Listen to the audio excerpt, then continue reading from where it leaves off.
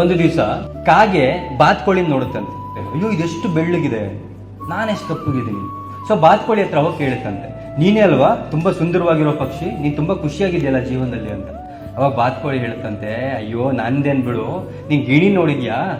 ಗಿಣಿ ಮೈಯೆಲ್ಲ ಅದ್ರ ಹಸಿರಾಗಿದೆ, ಕೆಂಪು ಮೂಗುತಿ ಇದೆ, ಅದು ತುಂಬಾ ಬ್ಯೂಟಿಫುಲ್ ಆಗಿರುವಂತಹ ಹಕ್ಕಿ, ಅದು ತುಂಬಾ ಸಂತೋಷವಾಗಿದೆ, ಅದ್ರ ಹತ್ರ ಹೋಗಿ ಕೇಳು ಅಂತ. ಸೊ ಕಾಗೆ ಹುಡುಕೊಂಡೋಗಿ ಗಿಳಿ ಹತ್ರ ಕೇಳುತ್ತಂತೆ, ನೀನೇ ತುಂಬಾ ಸುಂದರವಾಗಿರೋ ಪಕ್ಷಿ, ನೀನೇ ಬಹಳ ಖುಷಿಯಾಗಿರೋ ಪಕ್ಷಿ ಅಲ್ವಾ ಅಂತ.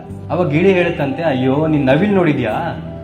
ನವಿಲ್ ಹತ್ರ ತುಂಬಾ ಬಣ್ಣಗಳಿದೆ, ಅದು ತುಂಬಾ ಸುಂದರವಾಗಿರೋ ಪಕ್ಷಿ ಅಂದ್ರೆ ನವಿಲು, ಹೋಗಿ ನವಿಲಿನ ಹತ್ರ ನೀನು ಮಾತಾಡು, ಅದೇ ತುಂಬಾ ಖುಷಿಯಾಗಿರೋ ಪಕ್ಷಿ ಅಂತ. ಕಾಗೆ ಏನ್ ಮಾಡುತ್ತೆ, ನವಿಲನ್ನು ಹುಡುಕೊಂಡು ಹೋಗುತ್ತೆ. ನವಿಲ್ ಎಲ್ಲಿರುತ್ತೆ? ಒಂದು ಝೂ ಅಲ್ಲಿ ಸಿಗುತ್ತಂತೆ ಕಾಗೆಗೆ. ಸೊ ಆ ಝೂ ಹತ್ರ ಹೋಗಿ ನವಿಲ್ ಹತ್ರ ಕಾಗೆ ಕೇಳುತ್ತಂತೆ, ಅಲ್ಲ ನಿಮ್ಗೆ ಅಷ್ಟೊಂದು ಬಣ್ಣಗಳಿದೆ, ನೀನೇ ಅಲ್ವಾ ತುಂಬಾ ಖುಷಿಯಾಗಿರೋ ಪಕ್ಷಿ ಅಂತ. ಅವಾಗ ನವಿಲ್ ಹೇಳುತ್ತಂತೆ, ನಾನ್ ಸುಂದರವಾಗಿನೋ ಇರ್ಬೋದು, ಬಟ್ ಆ ಸುಂದರವಾಗಿರೋದೇ ನನಗೆ ಮುಳುವಾಗಿದೆ. ಸೊ ನನ್ನನ್ನ ಜನ ಎತ್ಕೊಬಂದಿಲ್ಲಿ ಝೂ ನಲ್ಲಿ ಇಟ್ಟಿದ್ದಾರೆ, ಪುಕ್ಕ ಕಿತ್ಕೊಳಕ್ ಬರ್ತಾರೆ, ನನ್ನ ಜೀವನನೇ ಬೇಡ ಆಗ್ಬಿಟ್ಟಿದೆ.